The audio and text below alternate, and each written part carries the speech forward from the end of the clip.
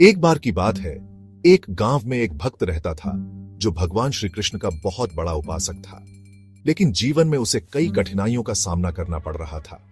खेती खराब हो गई, घर की आर्थिक स्थिति बिगड़ गई और जीवन में दुख ही दुख था। वह रोज भगवान श्री कृष्ण से प्रार्थना करता, लेकिन उसकी समस्याओं का समाधान नहीं हो रहा था।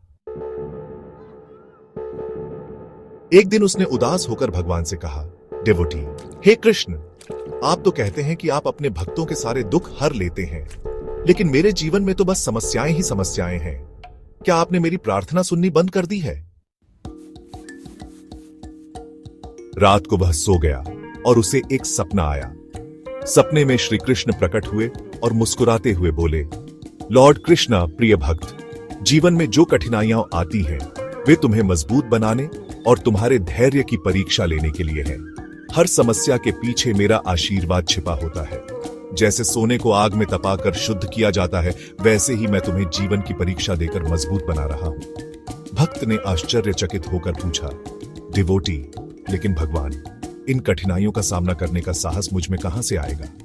श्री कृष्ण मुस्कुराते हुए बोले, लॉर्ड कृष्णा, तुम्हारे पास मेरी गीता का संदेश है।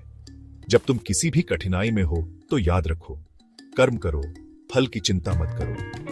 जब तुम अपने कर्तव्यों पर ध्यान दोगे और मुझ पर विश्वास रखोगे तो कोई भी बाधा तुम्हें रोक नहीं पाएगी। जीवन में सुख दुख दोनों आएंगे, लेकिन जो व्यक्ति स्थिर चित्त से हर परिस्थिति का सामना करता है वही सच्चा भक्त है।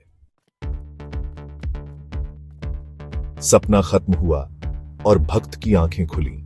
उसके मन में नया विश्वास और ऊर्जा भर गई। उसने जीवन की कठिनाइयों को सहर्ष स्वीकार किया और अपने कर्तव्यों में लग गया। धीरे धीरे उसकी मेहनत रंग लाई और उसका जीवन फिर से खुशहाल हो गया। इस कहानी से हमें यह सीख मिलती है कि जीवन में समस्याएं हमें तोड़ने के लिए नहीं, बल्कि मजबूत बनाने के लिए आती हैं। भगवान पर विश्वास रखें, अपने कर्म करते रहें और धैर्य बनाए रखें। श्री कृष्ण की वाणी हमें यही सिखाती है कि जो अपने कर्तव्यों के प्रति निष्ठावान होता है, उसे जीवन में कभी हार नहीं मिलती।